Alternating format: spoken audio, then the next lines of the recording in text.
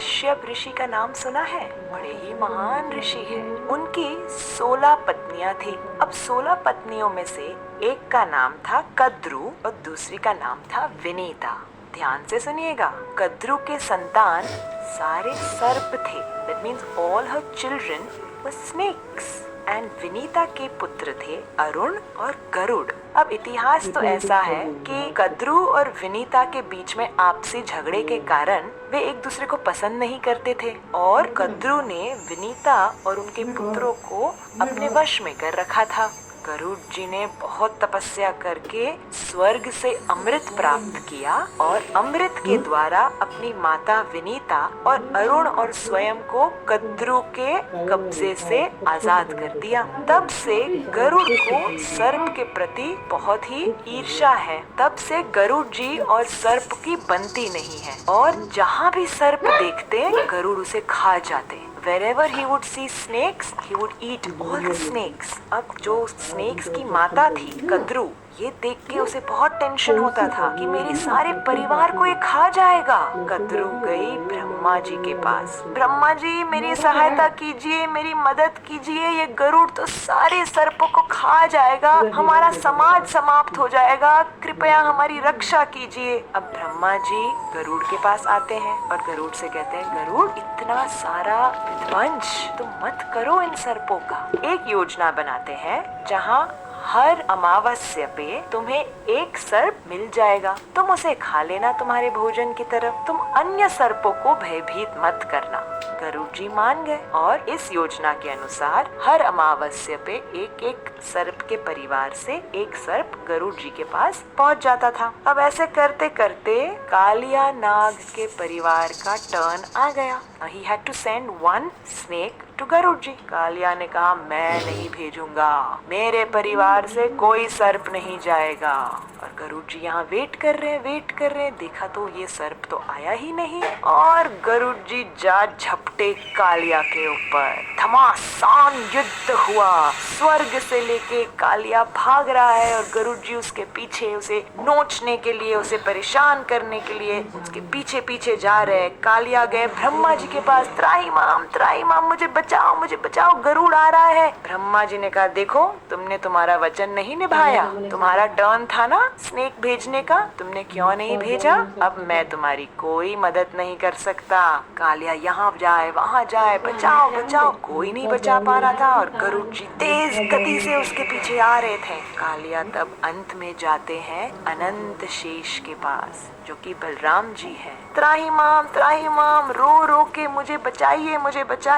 अब बलराम जी का हृदय तो बड़ा कोमल है। अनंत शेष कहते हैं कालिया से, कालिया तुम व्रज में यमुना नदी में जाकर छिप जाओ, वहाँ तुम्हें गरुड़ नहीं परेशान करेगा, वहाँ तक तो वो आ भी नहीं सकता, यमुना का जल छू भी नहीं सकता। कालिया कहते अच्छा मुझे बताइए क्यों, ऐसा क्यों है? तो अनंत शेष उसका इतिहास बताते हुए कहते हैं कि एक समय की बात है, यमुना नदी के अंदर शौभरी मुनि तपस्या कर रहे थे। In the water he was meditating और उस समय गरुड़ जी यमुना में से एक मछली को उठाते हैं भोजन के लिए। अब Garuda is an eagle, right? Eagles catch fish and they eat. So इस मछली ने शौभरी मुनि को प्रार्थना की, मुनिवर मुझे बचाओ, गरुड़ के मुख से मुझे बचाओ। और फिर शौभरी मुनि ने उस मछली को बचाते हुए गरुड़ को श्राप दिया, गरुड़ तुम इस यमुना के जल में जैसे ही छुओगे तुम्हारी मृत्यु हो जाएगी, ये मेरा श्राप है।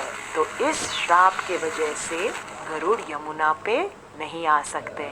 अनंत शेष कहते हैं कालिया से, जाओ कालिया अपनी पत्नियों को लेकर, बच्चों को लेकर और अपने विष से, बहुत भयानक विष से पूरे जल को दूषित करके बैठा था। कालिया सर्प के विष से बहुत परेशानी होती थी। उनके गाय जब वो जल पीते तुरंत मर जाते। अरे जल तो क्या, जब यमुना के ऊपर से पक्षियां उड़ती वे भी गिरकर मर जाती। इतना जहर, इतना भयंकर जहर उगलता था। कृष्ण सोच रहे थे मैं कैसे इस कालिया को यमुना से निकालूं। रोज जब मैं गैयों को लेके आता हूँ चरने, तब दाऊ जी मेरे साथ होते हैं, बलराम जी बड़े भाई हैं मेरे, वो मुझे कभी यमुना के पानी में जाने ही नहीं देंगे। मैं अब ऐसे प्लान करता हूँ कि कल दाऊ जी का बर्थडे है, तो बलराम जी के जन्मदिन के तट आते हैं और वहाँ पे जैसे ही गाय वहाँ पहुँचती है एक एक एक करके मर जाती है।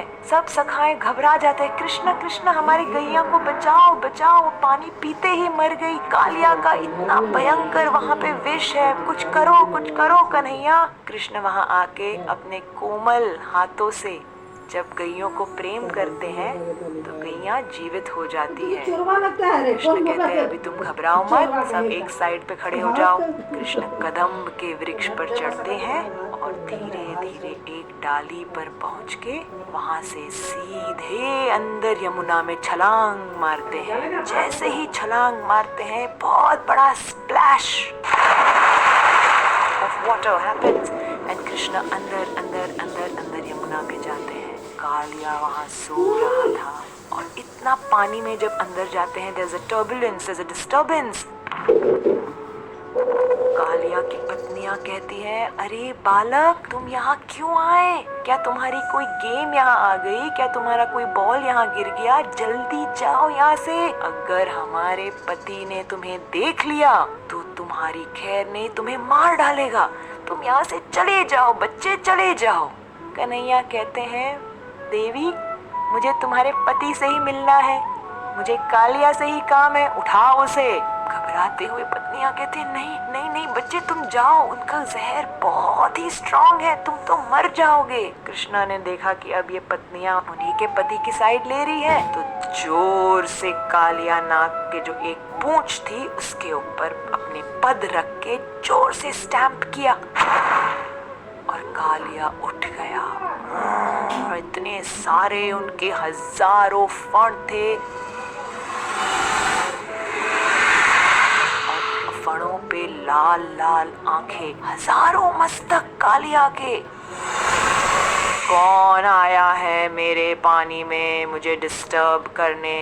कृष्ण सामने से आए, छोटे से पर कॉन्फिडेंस देखो, कहते हैं मैं आया हूँ कालिया, तुमने हमारे यमुना को इतना प्रदूषित कर दिया है, तुम यहाँ से निकल जाओ। कालिया कहते तुम मुझे यहाँ से निकालोगे, मैं तुम्हें मिनटों में समाप्त कर दूंगा। और कालिया जोर से रनिंग रनिंग रनिंग करके आके कृष्ण को पकड़ने लगे। कृष्ण थोड़ी साइड में हट गए, कालिया आगे निकल गया। वापस Kaliya swimming swimming swimming swimming करके आके अपने चुंगल में पकड़ना चाहते हैं कृष्ण को। कृष्ण यहाँ से वहाँ, वहाँ से यहाँ, कालिया अपने फणों से ऊपर नीचे आगे पीछे कृष्ण को पकड़ ही नहीं पा रहा है। और कृष्ण ने तब कालिया के मस्तक पर छलांग मारी। जैसे ही छलांग मारी और एक कदम एक फण पर रखा, उसके मुख से सारा जहर निकल गया। दूसरा चरण दूसरे फण पर, दूसरे मस्तक पर रखा, उस मस्तक से पूरा जहर निकल गया। एक फणों पर नृत्य करते करते कालिया के मुख से अब जहर निकल रहा था। ये करते करते करते पानी से ऊपर आए, बाहर आए यमुना से। और ये दृश्य ब्रजवासी देख के बड़े ही घबरा गए। हमारा छोटा सा बच्चा कालिया के मस्तक पर, घबरा गए। माँ यशोदा बेहोश हो गई, नंद बाबा तो अंदर कूदने ही जा रहे थे। बलराम जी ने रोक दिया, पिताजी मत जाइए, कृष्ण संभाल लेगा। कृष्ण नृत्य करने लगे, एक फण से दूसरे फण पर, तीसरे चौथे, 10, 20, 50, 100, हजारों पर इतना सुंदर नृत्य कर रहे हैं कृष्ण कन्हैया। और स्वर्गवासी उन्हें म्यूजिकल अकम्पनीमेंट दे रहे हैं। ये दृश्य अत्यंत सुंदर, पर ब्रजवासियों को तो बहुत टेंशन, हमारा बच्चा कृष्ण कन्हैया से कालिया के फणों से कैसे बचकर आएगा। कालिया के मस्तकों से अब सारा जहर उगल के बाहर निकल आया और वे अब विनम्रता से, विद ह्यूमिलिटी, कहते हैं कृष्ण को कि मुझे आप क्षमा कर दीजिए, मैंने आपके यमुना को बहुत ही पॉइजनस बना दिया था, आप मुझे क्षमा कर दीजिए।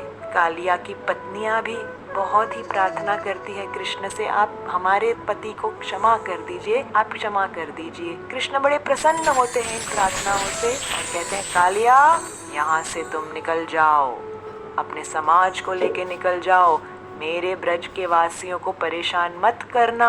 कालिया कहते हैं, पर प्रभु मैं यहाँ से निकलूंगा तो गरुड़ मुझे खा जाएंगे। वो तो इतने समय से रुका हुआ है कि मैं कब यमुना से निकलूं और वो मुझ पर झपट के मुझे खा जाएंगे। कृष्ण ने कहा, घबराओ नहीं, तुम्हारे मस्तक पर अब मेरे पद के चिन्ह हैं। Seeing my footprints on your head, Garuda will not trouble you। Kaliya, तुम निश्चिंत होके यहाँ से निकल जाओ। कालिया और उनकी पत्नी, बच्चे, समाज सब कृष्ण को प्रणाम करते हुए यमुना नदी से निकलकर गहरे समुद्र में चले जाते हैं और कृष्ण अपनी कृपा से यमुना को पूरी तरह से स्वच्छ और अमृतमय बना देते हैं। ये देखकर ब्रजवासी, ग्वाल बाल, सखा, गोपियाँ इतने आनंदित, जय जय कृष्ण, तुमने कर दिखाया, तुमने हमारे यमुना नदी को बचा दिया, तुम्हारी जय हो, तुम्हारी जय हो। इस प्रकार से कालिया दमन लीला ब्रज में हुई। आइए